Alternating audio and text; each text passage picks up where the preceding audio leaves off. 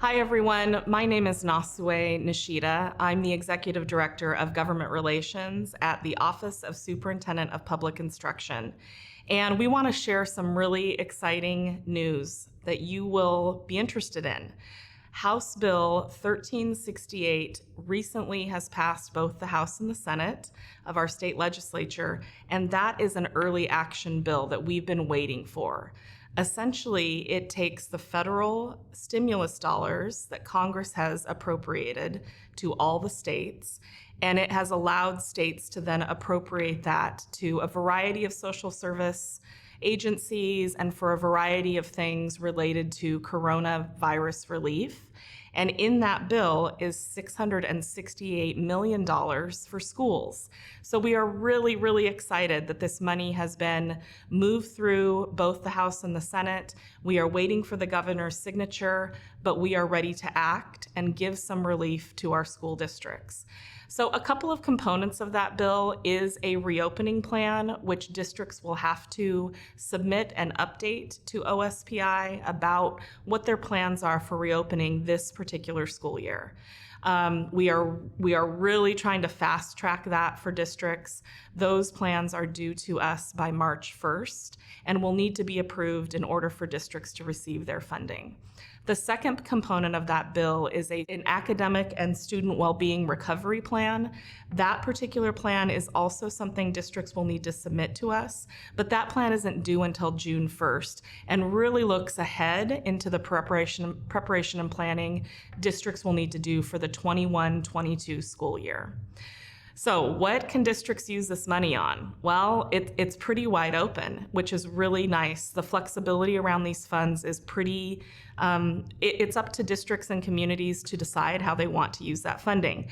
Some ideas could include activities that address the needs of students we know are most impacted during this time.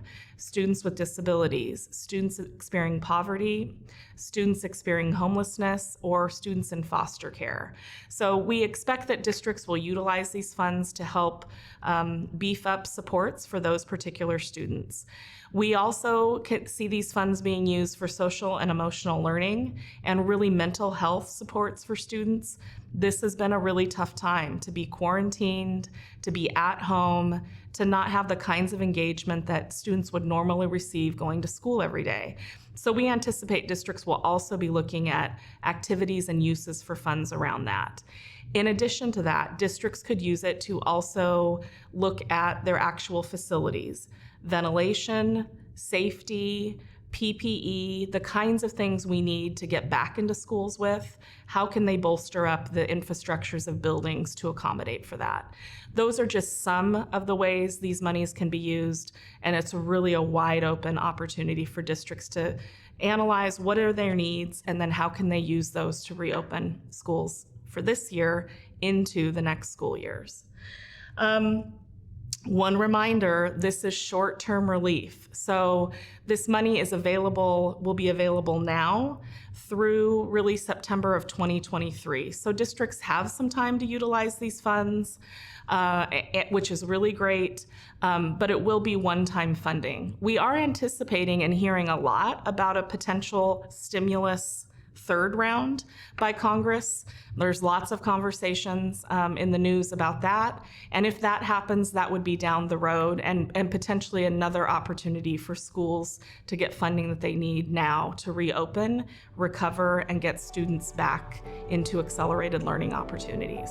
You can find out more information about all of this on OSPI's website that is linked in the description.